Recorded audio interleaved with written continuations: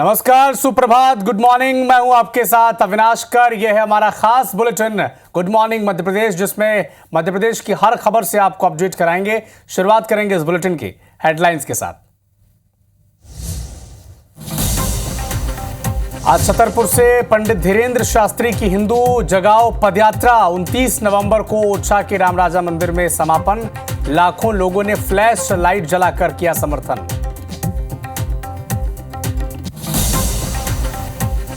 आज उज्जैन को सौगात देंगे सीएम डॉक्टर मोहन यादव। प्रदेश की पहली मेडिसिटी और चिकित्सा कॉलेज का करेंगे भूमि पूजन। बाबा साहब की प्रतिमा का भी करेंगे अनावरण। मऊगंज विधायक प्रदीप पटेल से मिले प्रभारी मंत्री लखन पटेल। मंत्री जी को नहीं थी गिरफ्तारी की जानकारी। मंदिर परिसर में विवाद के बाद हुए थे प्रदीप पटेल नजरबंद। रतलाम में 2 युवतियों पर चाकू से हमला, मोबाइल लूटकर भागा बदमाश। घायल युवतियों का इलाज जारी। रतलाम में 4 माह के 2 जुड़वा बच्चों की पानी के ड्रम में डूबने से मौत। परिजन ने सूचना दिए बगैर दफना दिया। पुलिस ने केस दर्ज कर जांच शुरू की।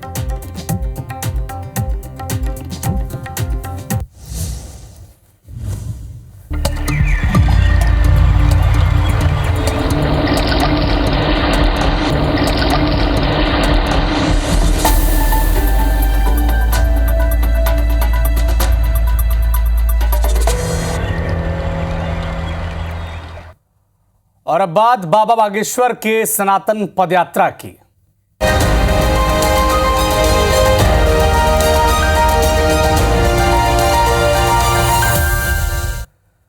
तो आज बागेश्वर धाम के पीठाधीश्वर पंडित धीरेन्द्र कृष्ण शास्त्री पदयात्रा की शुरुआत करने जा रहे हैं। सुबह लगभग 10 बजे 9 दिवसीय यात्रा की शुरुआत के लिए छतरपुर से पदयात्रा की शुरुआत करेंगे। 160 किलोमीटर पैदल चलकर रामराजा सरकार ओरछा की नगरी पहुंचेंगे और इस 160 किलोमीटर की पदयात्रा में उनके साथ 600 पुलिसकर्मी सुरक्षा के लिए मौजूद रहेंगे। करीब 10 से 15 हजार शिष्य और उनके भक्त जो हैं यात्रा की।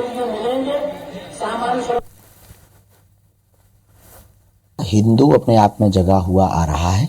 कट्टर हिंदुओं की बाढ़ आई हुई है और इसमें ये आप एक अलग तरीके से देखेंगे कि जो माहौल आज़ादी के समय पर था वही माहौल वर्तमान में हिंदू एकता का है। तो हिंदू एकता के लिए, जात पात को मिटाने के लिए ये सब लोग उत्साहित होकर आ रहे हैं। हम निश्चित रूप से इससे बहुत प्रसन्नता महसूस कर रहे हैं। से जो एक पदयात्रा होने वाली है उसके संबंध में कानून व्यवस्था को ध्यान में रखते हुए जिला प्रशासन की ओर से विभिन्न अधिकारियों की ड्यूटी लगाई गई है और साथ में पुलिस के अधिकारी मौजूद हैं। कानून अधिक जानकारी के लिए हमारे सहयोगी विजेंद्र पांडे छतरपुर से लाइव हमारे साथ जुड़े हुए हैं। विजेंद्र, लगातार बाबा बागेश्वर ये कहते आए हैं कि हिंदू एकजुटता, सनातन एकजुटता की वो बात कर रहे हैं, जात पात को मिटाना है और 10 बजे से इस यात्रा की शुरुआत होगी। सुरक्षा के कैसे इंतजाम हैं और अभी वहां पर कैसा माहौल है?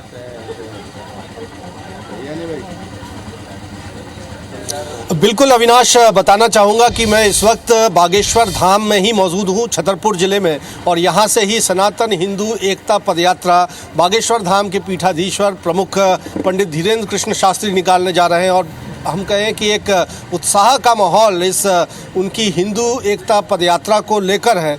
बड़ी संख्या में ये उम्मीद जताई जा रही कि ये 50,000 से ज़्यादा संख्या में आज पहले दिन ही लोग जुट सकते हैं। और आप देखेंगे कि मैं जब आपसे बातचीत करने के लिए यहाँ खड़ा हुआ हूँ तो कितने लोग जिज्ञासावश यहाँ पर खड़े हुए हैं और बागेश्वर धाम पहुँच रहे लोग जो हैं वो आप देखेंगे कि मैं परिवार वो लोग यहाँ पर पहुँच रहे हैं। जहाँ तक पुलिसिंग व्यवस्था की बात की जाए तो चूँकि बड़ी संख्या में लोगों को यहाँ पर जुटना है, लिहाजा 600 पुलिसकर्मियों की ड्यूटी यहाँ छतरपुर में ही लगाई गई है। और आज 15 किलोमीटर उनकी ये पदयात्रा होगी। उसके बाद कदारी एक फार्मेसी कॉलेज है, वहाँ रात्रि विश्राम करेंगे और 9 दिन तक पैदल चलेंगे। ये 160 किलोमीटर की पदयात्रा है पंडित धीरेन्द्र कृष्ण शास्त्री की, जो आज बागेश्वर धाम से निकलेगी और ये 9 दिन में 29 नवंबर को पदयात्रा करते हुए वो ओरछा पहुँचेंगे, रामराजा सरकार के दरबार में पहुँचेंगे। और मुख्यतः उनका ये कहना है कि हिंदुओं को एकजुट करना जरूरी है। जो हिंदू राष्ट्र बनाने का नारा या मांग मांग जो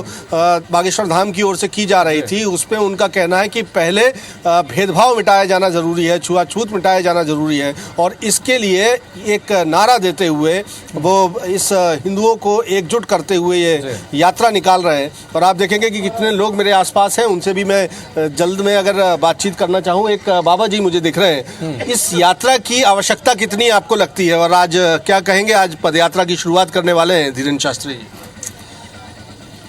सनातन हिंदू एकता पदयात्रा भारत में बहुत ज़रूरी है और हर हिंदू को जमाने के लिए ये पदयात्रा भेदभाव मिटाने के लिए और हिंदू राष्ट्र घोषित करने के लिए यात्रा शुरू की जा रही है।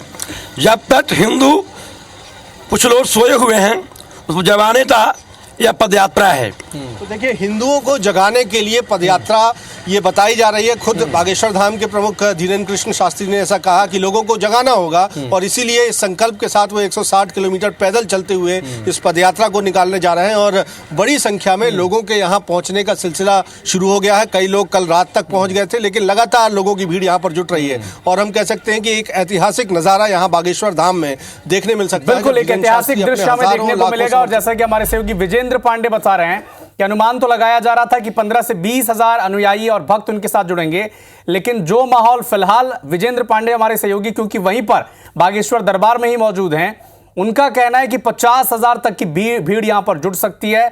आप नजर बना के रखिएगा विजेंद्र, आपसे और भी अपडेट आगे भी लगातार हम लेते रहेंगे। शुक्रिया तमाम जानकारी के लिए। मुख्यमंत्री डॉक्टर मोहन यादव की अध्यक्षता में हुई कैबिनेट की बैठक में श्री कृष्ण से जुड़े कई स्थलों को कृष्ण पाथेय के रूप में विकसित करने के प्रस्ताव को मंजूरी दे दी गई है। इस बैठक में श्री कृष्ण पाथेय में होने वाले निर्माण कार्यों और अन्य स्वरूपों पर मंत्रियों के बीच चर्चा की गई। श्री कृष्ण पाथेय के लिए एक न्यास भी बनाया जाएगा जो राम वन गमन पद न्यास के जैसा ही होगा। इधर सीएम की अध्यक्षता में गठित इस न्यास में 28 सदस्य होंगे, जबकि कुछ और डिटेल्स भी सामने आई।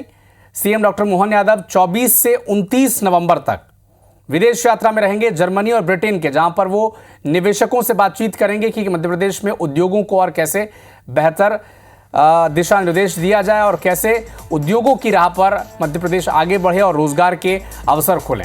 रीजनल लेवल पर इंडस्ट्रियल कॉन्क्लेव का जो अनुभव था वो बेहतर था, ये सरकार कह रही है। 2,75,000 से अधिक निवेश के प्रस्ताव मिले हैं, ये दावा किया जा रहा है। 3 लाख से ज़्यादा रोजगार की संभावना है, ये भी दावा है। इसके अलावा शहडोल और नर्मदापुरम में भी इंडस्ट्रियल कॉन्क्लेव का आयोजन होगा, ये कहा जा रहा है। इस बैठक के बाद सीएम ने 2 पोर्टल्स का भी लोकार्पण किया है।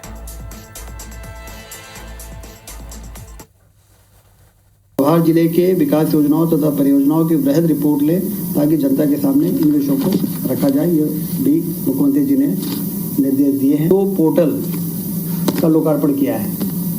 संपदा संचालनालय ऑनलाइन आवास आवंटन प्रक्रिया एवं ई आवास पोर्टल, तो ये पोर्टल से अब संपदा अंतर्गत जितने भी शासकीय आवास है, कर्मचारी अधिकारियों को आवंटित करने में उनको भी आवेदन करना आसान होगा और उनको आवंटित करना भी आसान होगा। सीएम डॉक्टर मोहन यादव के आज का शेड्यूल आप तक पहुंचा दें। आज दोपहर 12:30 बजे वो भोपाल से इंदौर जाएंगे और सिम्बायोसिस यूनिवर्सिटी के दीक्षांत समारोह में वो शामिल होंगे। दोपहर 2:15 बजे वो इंदौर से उज्जैन के लिए रवाना होंगे, जहां पर मेडिसिटी और चिकित्सा कॉलेज का भूमि पूजन करेंगे और फिर टावर चौक के पास बाबा साहब अम्बेडकर की प्रतिमा का अनावरण भी वो करेंगे। इसके बाद वो 5:30 बजे उज्जैन से वापस भोपाल पहुंचेंगे। तो ये है मुख्यमंत्री डॉक्टर मोहन यादव का आज का शेड्यूल। कैसे वो पहले भोपाल से इंदौर जाएंगे, इंदौर से उज्जैन और उज्जैन में लोकार्पण और भूमि पूजन के बाद वापस फिर भोपाल लौट आएंगे।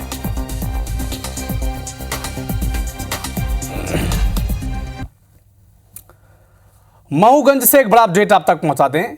विधायक प्रदीप पटेल से मिलने प्रभारी मंत्री लखन पटेल पहुंचे, लेकिन प्रभारी मंत्री को अब तक पता ही नहीं है कि विधायक महोदय को गिरफ्तार किया गया है। मऊगंज पुलिस ने विधायक की गिरफ्तारी की लिखित सूचना भेजी। कल देर रात विधायक को गिरफ्तार किया गया था। मंदिर में अतिक्रमण का विवाद, जिसे हम प्रमुखता से आप तक पहुंचा रहे हैं इस खबर को, कि कैसे मंदिर परिसर में अतिक्रमण को लेकर 2 पक्षों में पथराव हो गया, बाउंड्री वॉल तोड़ने को लेकर विवाद बढ़ा, जिसके बाद धारा 144 भी वहां पर लागू कर दी गई थी। लेकिन जब प्रभारी मंत्री लखन पटेल विधायक महोदय से मिलने पहुंचे तो उन्हें पता ही नहीं था कि विधायक जो हैं प्रदीप पटेल, उन्हें गिरफ्तार कर लिया गया पुलिस के द्वारा। अब कितना अच्छा कोऑर्डिनेशन है प्रशासन और तमाम लोगों के बीच, ये उसकी बानगी है। देखिए, प्रभारी मंत्री को जानकारी ही नहीं है कि विधायक को इस मामले में गिरफ्तार कर लिया गया है। पुलिस ने लिखित सूचना भेजी, तब जाकर इस बात का खुलासा हो पाया। मऊगंज में मंदिर परिसर में जो विवाद चल रहा था, खासकर अतिक्रमण को लेकर, इसके बाद पथराव की नौबत बनी थी। 3-4 दिनों से लगातार धरना प्रदर्शन वहां पर किया जा रहा था। और अधिक जानकारी के लिए लगातार आप तक अपडेट हम इस विषय पर पहुंचाते रहेंगे। लेकिन जब प्रभारी मंत्री लखन पटेल उनसे मिलने पहुंचे, तब जाकर उन्हें पता चला कि विधायक महोदय तो गिरफ्तार हो गए।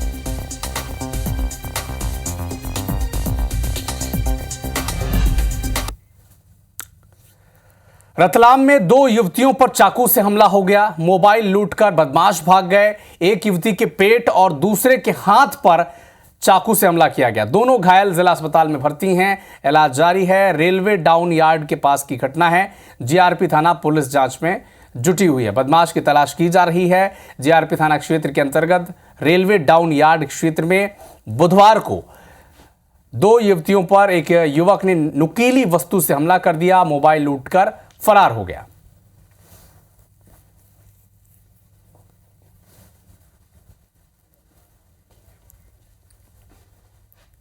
कोई अज्ञात युवक आया, आने के बाद में उनके मोबाइल को छीनने का प्रयास किया। उन्होंने मोबाइल छीनने से रोका तो उनको चाकू जैसी किसी चीज़ से उन पर वार किया, जिससे महिलाओं को चोट लगी है। अज्ञात आरोपी की तलाश हेतु टीम रवाना की गई है। बाकी प्रकरण जांच जारी है। जो भी कार्रवाई होगी, वैधानिक कार्रवाई जल्दी की जाएगी।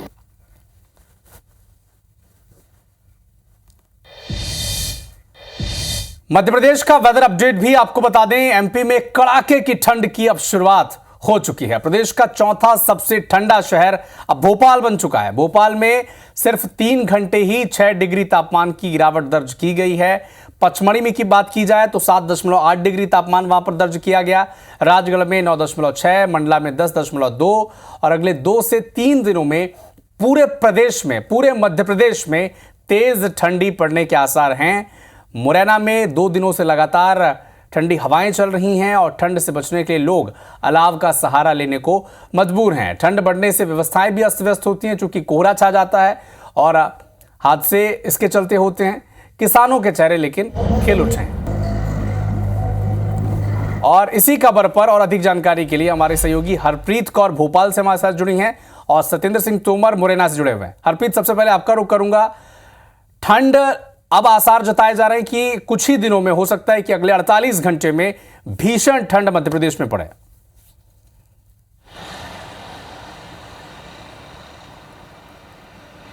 बिल्कुल, देखिए, कड़ाके की सर्दी का भोपाल सहित प्रदेश के अन्य जिलों में आगाज़ हो चुका है। राजधानी भोपाल की अगर बात की जाए तो पिछले 24 घंटों में राजधानी भोपाल प्रदेश के चौथे नंबर पर सबसे ठंडे शहर के रूप में इसका तापमान दर्ज किया गया है। 11 डिग्री सेल्सियस इसका जो तापमान है न्यूनतम, वो रात में दर्ज किया गया। और इसके साथ ही बताना चाहेंगे अपने दर्शकों को कि 3 घंटे में 6 डिग्री तापमान जो है वो यहाँ पर इसमें गिरावट दर्ज की गई, यानी कि ये अपने आप में एक बड़ी बात है। इसके साथ ही आने वाले दिनों में पूरे प्रदेश भर में, यानी अगले 2 से 3 दिनों में इस कड़ाके की सर्दी का और एहसास होगा। इसके साथ ही प्रदेश के 23 जिले हैं जिनमें रातें लगातार ठंडी होना शुरू हो गई हैं। इन 23 जिलों में जो न्यूनतम तापमान है रात का, वो भी 15 डिग्री से नीचे आ गया है। इसके साथ ही 25 साल बाद करीबन माना जा रहा है कि ये 7वीं बार है जब नवंबर महीने में इतनी कड़ाके की ठंड पड़ रही है। फिलहाल हम अपने दर्शकों को नज़ारा दिखाना चाहेंगे कि जो भी अब लोग सड़क पर नज़र आ रहे हैं वो गर्म कपड़ों में ही नज़र आ रहे हैं। सिर पर उन्होंने टोपा लगाया है, स्कार्फ उन्होंने डाला हुआ है, जैकेट्स उन्हें पहन के निकलना पड़ रहा है। और अब इसकी वजह भी अपने दर्शकों को बताएंगे कि इस समय जम्मू कश्मीर में, लद्दाख में बर्फबारी हो रही है। इसके साथ ही पश्चिम उत्तर भारत में जेट स्ट्रीम हवाएं चल रही हैं। वेस्टर्न डिस्टर्बेंस का असर है। ऐसे में यही उत्तरी जो हवाएं हैं वो मध्य प्रदेश में आ रही हैं, जिनसे जो पारा है वो उसमें गिरावट दर्ज की जा रही है। आने वाले दिनों में ये गिरावट और होगी। और इसके साथ ही दर्शकों को बताएंगे कि पचमढ़ी में 7.8 डिग्री सेल्सियस, शाजापुर में 8.7, शिवपुरी 9.3, राजगढ़ 9.6, मंडला 10.2 और बालाघाट करीबन 23 ऐसे जिले हैं जिनमें 15 डिग्री से भी कम जो तापमान है रात का यानी न्यूनतम तापमान दर्ज किया गया है। और फिलहाल मौसम विभाग की माने तो अगले 2 से 3 दिनों में पूरे प्रदेश में कड़ाके की जो सर्दी है उसका एहसास लोगों को और ज्यादा बिल्कुल होगा। पश्चिम विक्षोभ का असर है, वेस्टर्न डिस्टर्बेंस का असर है कि अब पूरे मध्य प्रदेश में कुछ ही घंटों बाद हो सकता है 1 से 2 दिन के भीतर कड़ाके की ठंड की शुरुआत हो जाएगी। लेकिन मुरैना का रुख करते हैं, सत्येंद्र सिंह तोमर हमारे साथ जुड़े हैं। सत्येंद्र, मुरैना तो ऐसे भी ठंड के लिए जाना जाता है, लेकिन थोड़ी जल्दी शुरू हो गई ठंडी, अलाव का सहारा लेना पड़ रहा है लोगों को। बिल्कुल साफ तौर से देखा जाए, जिस तरीके से चूंकि 2 दिन तक ठीक मौसम का जो परिवर्तन था वो सही स्थिति का था, लेकिन पिछले 2 दिन से लगातार ये देखने में आ रहा है कि जो सर्दी है वो कहीं ना कहीं बढ़ती हुई नजर आ रही है। अगर तापमान की बात की जाए तो 11 से 12 डिग्री सेल्सियस चल रहा है और वहीं लोगों ने अलाव का सहारा लेना शुरू कर दिया। उसके अलावा जो जनजीवन अस्त व्यस्त कहीं ना कहीं हुआ है, लेकिन इस पूरे घटनाक्रम में ये देखने में आता है कि कहीं ना कहीं जो किसान है उनके चेहरे जरूर खिले हैं, क्योंकि सरसों की बोवनी हो चुकी है और सर्दी के कारण जैसे जो किसानों का मानना था कि सरसों जो उड़ रही थी वो कहीं ना कहीं उड़ना बंद हो गई है और गेहूं की जो फसल की बोवनी भी हो रही है। तो गेहूं और सरसों दोनों फसलों में अगर सर्दी अधिक बढ़ती है तो उससे कहीं ना कहीं फायदे मिलेंगे। लेकिन अगर देखा जाए शहरी इलाकों की बात की जाए तो ठंड से काफी जो व्यवस्था है वो लोगों की कहीं ना कहीं जनजीवन की व्यवस्था है वो अस्त व्यस्त हुई है। लोगों को आने जाने में भी काफी परेशानी का सामना करना पड़ रहा है। वहीं अलाव की बात की जाए तो शहर के कई जगह पर जो चूंकि अभी प्रशासन की तरफ से तो कोई व्यवस्थाएं नहीं है,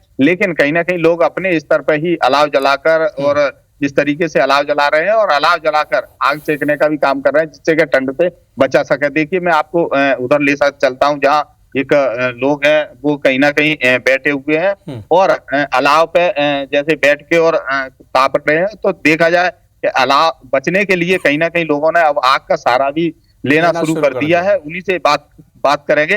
दादा, क्या लग रहा है कि सर्दी अधिक बढ़ गई है अचानक? सर्दी अभी ज्यादा तो नहीं बढ़ी है, थोड़ी है जी सर, लेकिन फिर दादा क्या लग रहा है कि सर्दी की जो क्या स्थिति बनी हुई है, किस तरीके से सर्दी को देख रहे हैं? सर्दी बढ़ गई है।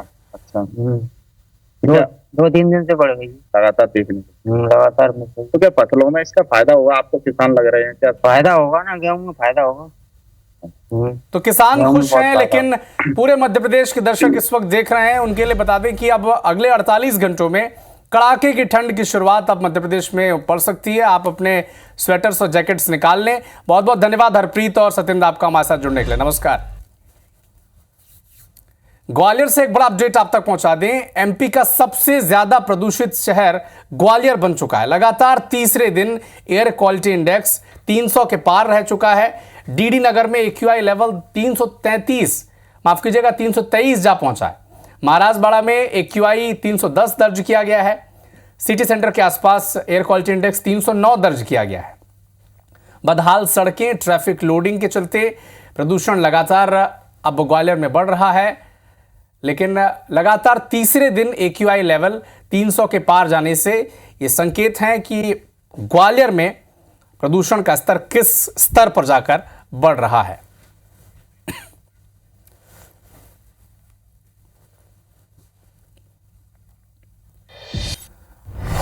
अनूपपुर से एक बड़ा अपडेट आप तक पहुंचा दें। खड़े ट्रक से एक बाइक टकरा गई है और 3 युवकों की मौके पर ही मौत हो गई है। अनूपपुर के पटेरा टोला के सभी रहने वाले थे। अनूपपुर चचाई रोड पर यह हादसा हुआ है। तो एक खड़े ट्रक में जाकर बाइक की टक्कर हो गई, जिससे 3 युवकों की मौके पर मौत हो गई है। अनूपपुर के पटेरा टोला के ये सभी रहने वाले बताए जा रहे हैं। अनूपपुर चचाई रोड पर यह हादसा हुआ है।